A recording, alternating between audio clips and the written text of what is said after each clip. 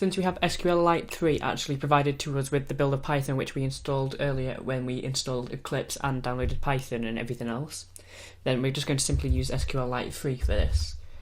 However, you can use stuff like MySQL and Microsoft Access and so on, but those require different libraries which I'm not going to be teaching within this course. So if you do import SQLite 3, then we have all that we need to actually have to work with the database. The SQLite 3 which we're importing is just a library of files which is provided within Python, which allows us to interact with the database by having functions already made for us. And the way which we can see that is if we do db is equal to, and we'll do SQLite 3.connect.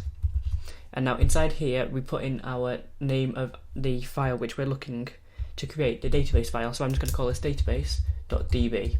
Now if we save this and run it,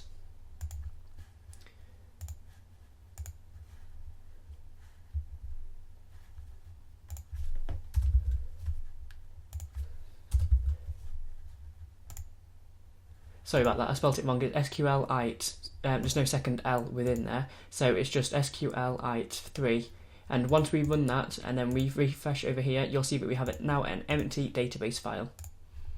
So if we open that up, you can see it's got 0 bytes within it, and if we open it, there's nothing inside of the actual database. So to add stuff to the database, what we need to do is, first of all, we need to create a table. So we're going to do db.execute, and then within these brackets here, we put in all of the SQL code which we are looking to execute. So that can be anything from inserting, deleting, updating, creating. There's all manner of different types of SQL commands that you can put in, and I'm going to be teaching you the 4 basic ones, which is to insert, update, retrieve and delete. And then also we'll be also using create, but we'll only use that once, and that is initially now. So what we're going to do is going to create a table called persons or person, and we're going to give that 3 fields. So the first field which we're going to do is called first name, and that's going to be a text field. Then we've got a second name, which is text field, and then age, which is an integer. And those have got to have, and then after that we need to insert a couple of pieces of data into the actual tables, but that is what we're going to cover in the next video. For now, when we run this and open up the database again, you'll see that we now have some bytes within it. We've got 8,192 bytes, and if we open that up, we need to refresh. There, you can see that we've got the SQL command is now stored within here. So that is how you create a database and how you create a table within Python. And you can create as many tables as you want. And to show you this, I'll just run it again.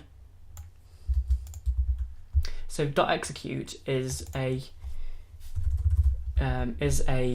function that's built into the SQLite 3 library which we import. If we didn't import it, it wouldn't work.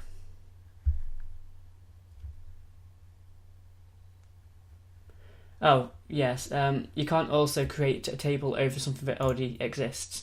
So what we need to do is, if we copy that command up to the top, we can do drop table if exists person.